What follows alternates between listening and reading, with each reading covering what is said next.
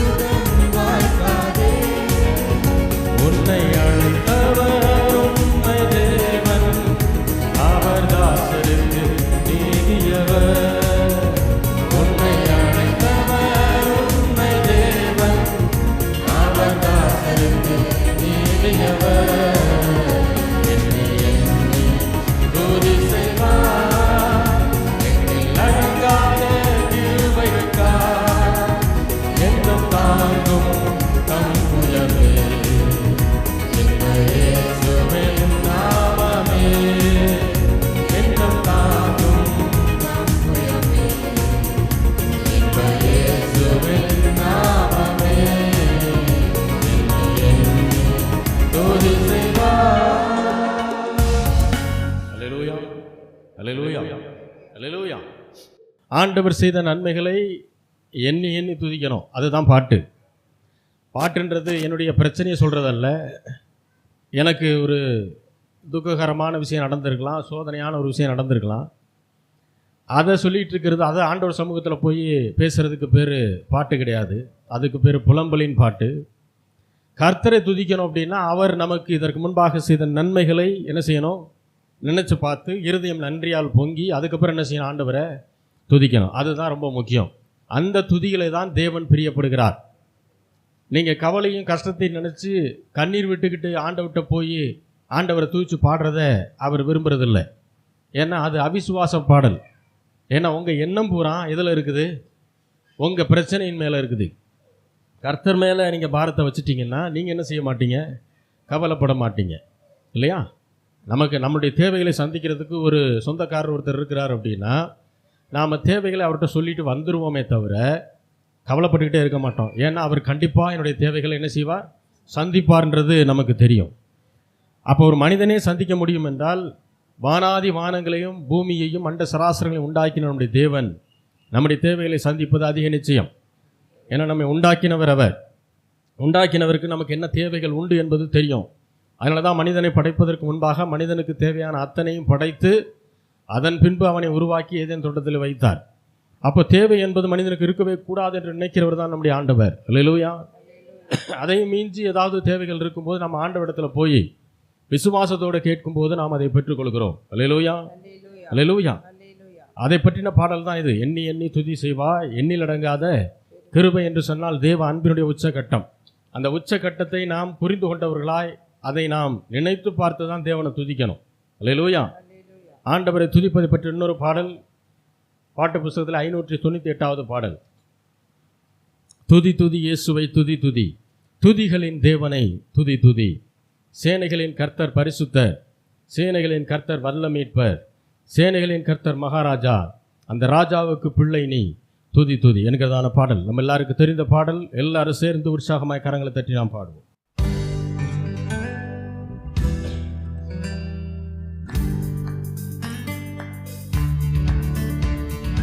துதி துதி இயேசுவை துதி துதி, துதிகளின் தேவனை துதி துதி, துதி துதி இயேசுவை துதி துதி, துதிகளின் தேவனை துதி துதி, துதி துதி இயேசுவை துதி துதி,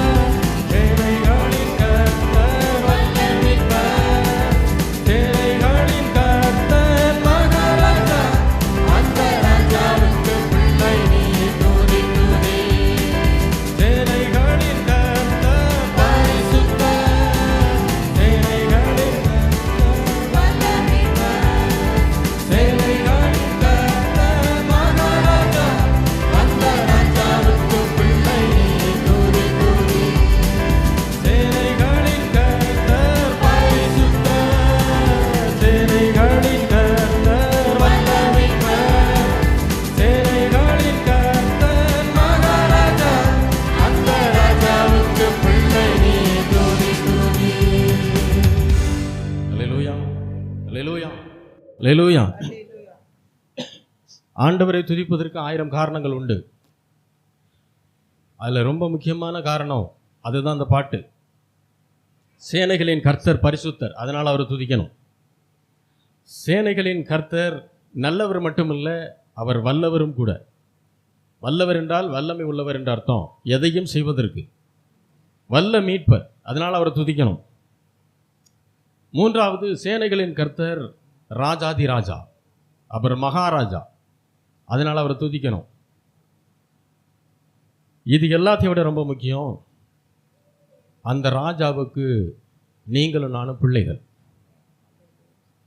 ஒரு பிள்ளை ராஜாவை துதிக்கலைன்னா வேற யாரும் துதிப்பா? இது புரியணும். ஏன் ஆண்டவரை துதிக்கணும் அப்படின்னா ரொம்ப முக்கியமான காரணம், நீங்களும் நானும் அவருடைய பிள்ளைகள். இது பிள்ளைகளுடைய உரிமை, இது கடமை கிடையாது, இது உரிமை. உரிமையை ஒரு நாள் விட்டு கொடுக்கக்கூடாது. யாருக்காகவும் எதற்காகவும் என்ன செய்யக்கூடாது? நம்முடைய உரிமையை, ஆண்டவரை துதிப்பது நம்முடைய உரிமை. அல்லேலூயா. சூழ்நிலை எப்படிப்பட்டதாகவும் இருக்கலாம், நல்ல சூழ்நிலையாக இருக்கலாம், மோசமான சூழ்நிலையாக இருக்கலாம். அதை பற்றிலாம் நம்ம என்ன செய்ய வேண்டியதில்லை, கவலைப்பட வேண்டியதில்லை. கவலைகளை எல்லாம் அவர் உங்களை விசாரிக்கிறவரானபடியால் உங்களுடைய எல்லா கவலையும் அவர் மேல் என்ன செய்யணுமா? வச்சிடணும். ஆண்டவர் எதிர்பார்க்கிறது அதான். அப்படி கவலைகளை ஆண்டவர் மேலே வச்சுட்டு நாம் என்ன செய்யணும்? சந்தோஷமாக அவர் ஆராதிக்கணுன்ற. பவுல் எழுதும்போது கூட அதான் சொல்கிறார், சந்தோஷமாக இருங்கள், எப்பொழுதும் சந்தோஷமாக இருங்கள், சந்தோஷமாக இருங்கள் என்று மறுபடியும் சொல்லுகிறேன். அப்போ எப்பயுமே சந்தோஷமாக இருக்கணுன்றதான் ஆண்டவருடைய விருப்பம், பவுலுடைய விருப்பம், என்னுடைய விருப்பமும் கூட. அல்லேலூயா. ஆண்டவருடைய விருப்பத்துக்கு மாற நாம் ஒரு நாள் நினைக்கிறது இல்லை. அவருடைய விருப்பம் தான் நம்முடைய விருப்பம்.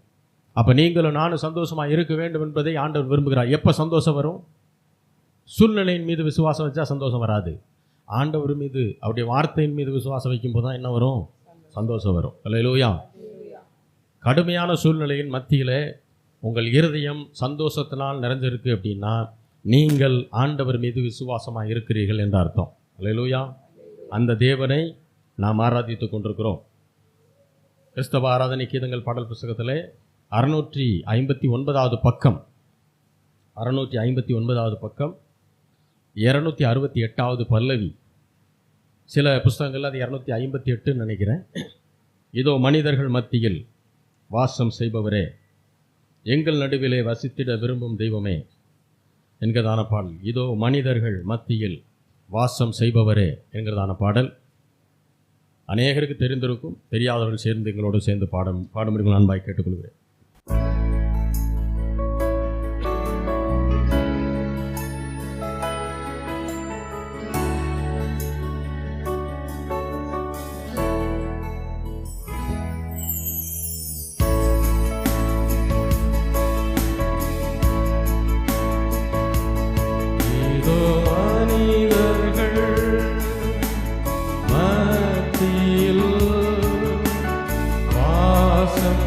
செய்பவரே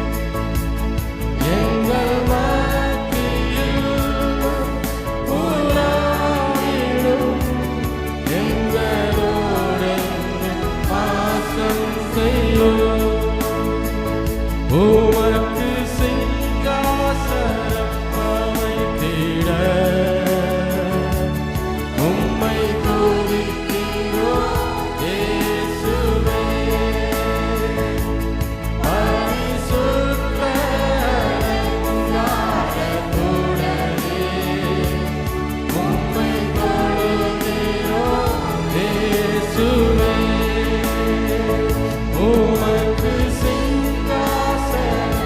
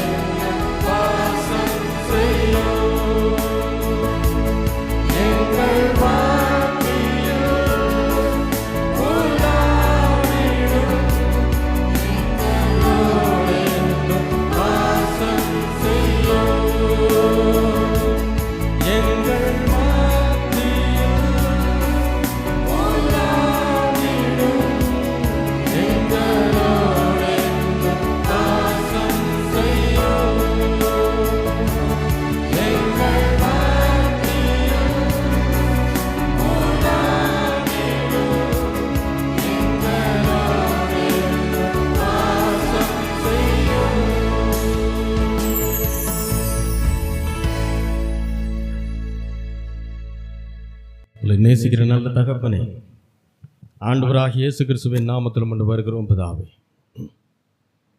மனிதர்கள் மத்தியில் வாசம் செய்ய விரும்புகிற எங்களுடைய பரலோக தகப்பனே, உமக்கு நன்றி செலுத்துகிறோம். எத்தனை பிரச்சனைகள், எத்தனை போராட்டங்கள் எங்களுடைய வாழ்க்கையில் வந்தாலும் அதன் மத்தியில் நீ போதுமானவரும் போதுமானதுக்கும் அதிகமான தேவனாக இருக்கிறபடியால் உமக்கு நன்றி செலுத்துகிறோம் ஆண்டவரே. நீ நல்லவர், நன்மைகளை மட்டும் எங்களுடைய வாழ்க்கையில் செய்யக்கூடிய தேவன், நன்மைகளிலும் உயர்தரமான நன்மைகளை எங்களுடைய வாழ்க்கையில் செய்கிற தேவன் என்பதை நாங்கள் அறிந்திருக்கிறோம் கர்த்தாவே. அதற்காக உம்மை துதிக்கிறோம், உம்மை ஸ்தோத்தரிக்கிறோம். நீர் பெரியவர், நீர் நல்லவர், நீர் வல்லவர் ஆண்டவரே, நீர் மகாராஜா. உம்முடைய பிள்ளைகள் நாங்கள் உம்மை துதிக்கிறோம் கர்த்தாவே. மீதியான பகுதிகளை பரிசுத்த ஆவியானவர் தாமே ஆட்கொண்டு வழிநடத்துவீராக. ஆசீர்வதியும் பலப்படுத்தும் இயேசுவின் நாமத்தில் வேண்டிக் கொள்கிறோம் எங்கள் ஜீவனுள்ள நல்ல பிதாவே. ஆமென்.